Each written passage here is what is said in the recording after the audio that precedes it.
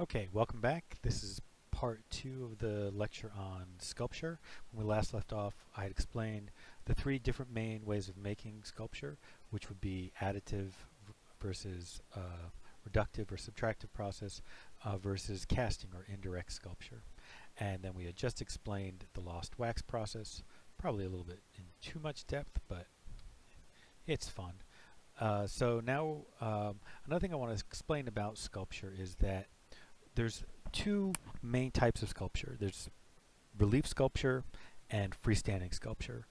But really, the differences between relief sculpture and freestanding sculpture is actually a difference of degree.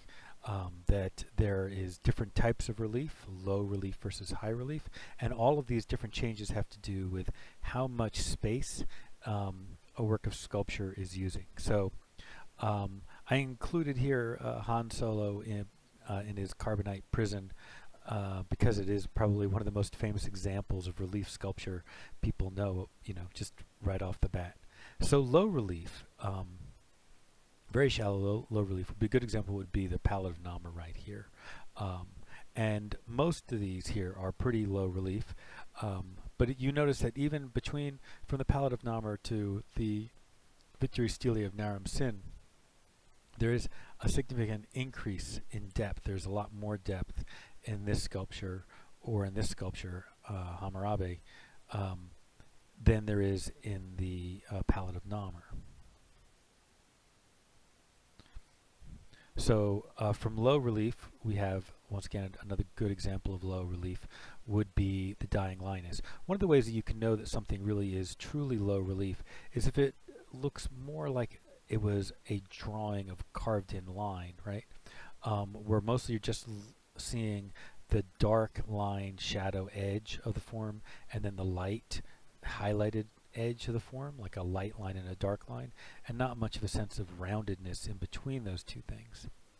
Probably one of the most extreme examples of high relief would be the pediment sculptures for the Parthenon, where the statues were actually created fully three-dimensional, fully in the round, but then mounted to the wall so that they would look like they're part of relief. They are a part of relief sculpture, but they are relief just barely in that that's like here, once they're at the British Museum and you can walk around them, they function just as well as in the round sculptures.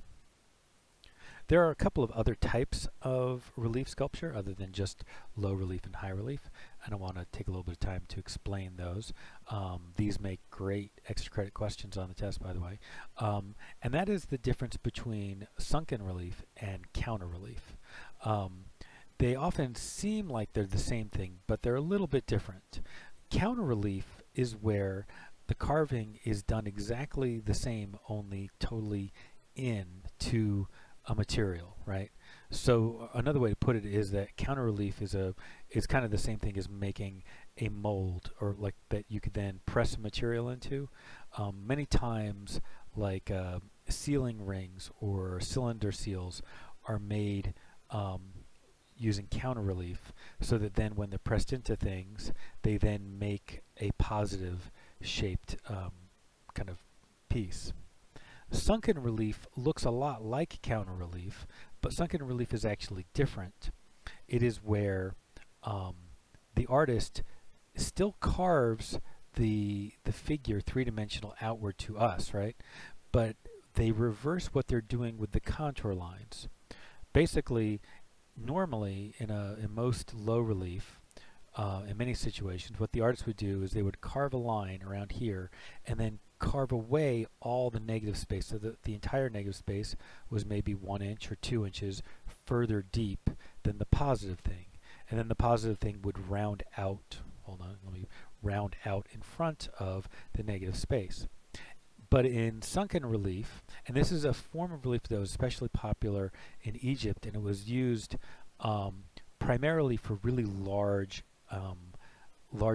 projects where the Egyptians needed to tell a lot of information, and it was on a really large scale, and so it just was viewed that it would be impossible to have the artist do it in full relief. So instead, on a lot of these kind of things, the artist would do it in Sunken Relief, where they carve the contour line on either side, but then instead of carving the negative space out, they carve the internal space just deeper on either side and then round it out in between those two deep cuts.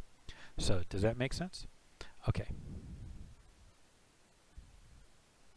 One thing I do want to say also about the Sunken Relief, which is that this particular example is kind of unusual because, like I said, in ancient Egypt they only used Sunken Relief for, or they mostly used it for really large formal projects, like where they had a lot of carving to do, a lot of kind of like just this person did this and this person won this battle kind of stuff to tell.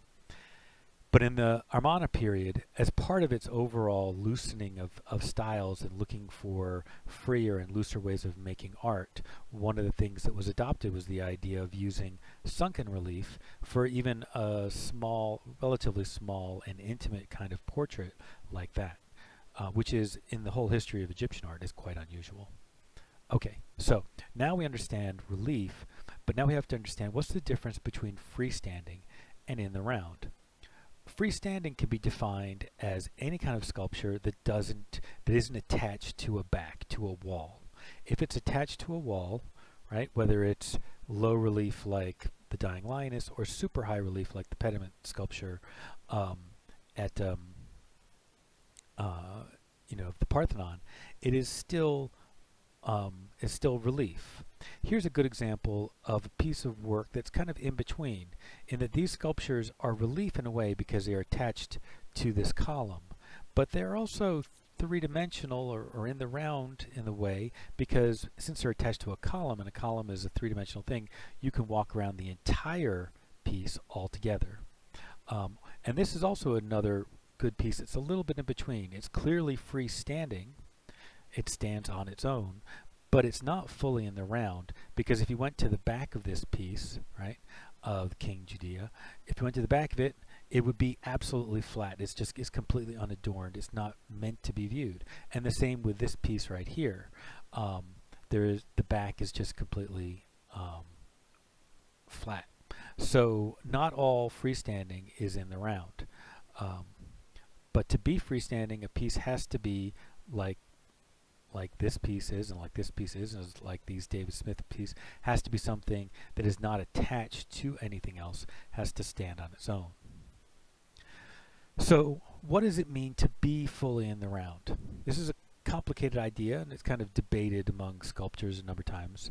But my definition of it is that in the round means that the sculpture has been made knowing that we'll walk around it and we will see everything. And then fully in the round, by my definition, is where the artist not only knew that, but they intended it. A really good example would probably be the difference between Michelangelo's David and Bernini's David, most especially. And the difference here is that in Michelangelo's David, it has some very clear views, right? There's the front, this is actually a side view, the front view where we're looking at him head on. Those are the two most important views. And then all the other views are well considered and well crafted, but they're not as important. Like if we were on this side looking at his shoulder from that direction, we wouldn't be thinking, we would clearly be thinking, well, this is not the most important view to look at this sculpture.